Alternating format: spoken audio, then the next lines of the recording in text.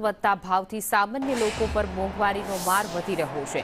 ઈંધણના ભાવ વધતા ટ્રાન્સપોર્ટ ખર્ચમાં પણ વધારો થયો છે, જેના કારણે શાકભાજી, અનાજ સહિત દૈનિક ઉપયોગની વસ્તુઓના ભાવ પણ વધી રહ્યા છે। છેલ્લા થોડા દિવસોમાં 3 વખત પેટ્રોલ ડીઝલના ભાવમાં વધારો થતા સામાન્ય જનજીવન પર સીધી અસર જોવા મળી રહી છે।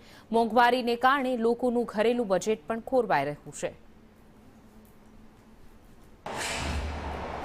જ્યારે વૈશ્વિક લેવલે અન્ય દેશો રાહતો આપી રહ્યા છે, એવા સમયમાં ભારતીય જનતા પાર્ટીની આ સરકાર દ્વારા સામાન્ય જનતા ઉપર મોંઘવારીનો ખૂબ માર પાડવામાં આવી રહ્યો છે। હાલમાં જ 3 વખત પેટ્રોલ અને ડીઝલના ભાવ વધારાના કારણે જે સામાન્ય જનતા છે, જે આમ વર્ગ છે, એ ખૂબ કચડાઈ રહ્યો છે।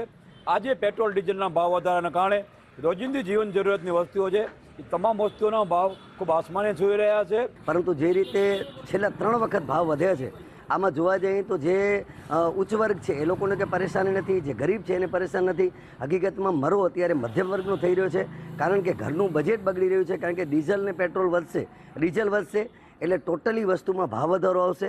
એટલે મારી દ્રષ્ટિએ જે પણ અત્યારે વહીવટીતંત્ર છે કે સરકાર છે, એને મધ્યમ વર્ગનું ખાસ ચિંતા કરી અને એક ભાવને સ્ટેબલ કરે, જેના કારણે દેશમાં જે મધ્યમ વર્ગનો મરો થઈ રહ્યો છે એનામાં મધ્યમ વર્ગ બહાર નીકળી શકે।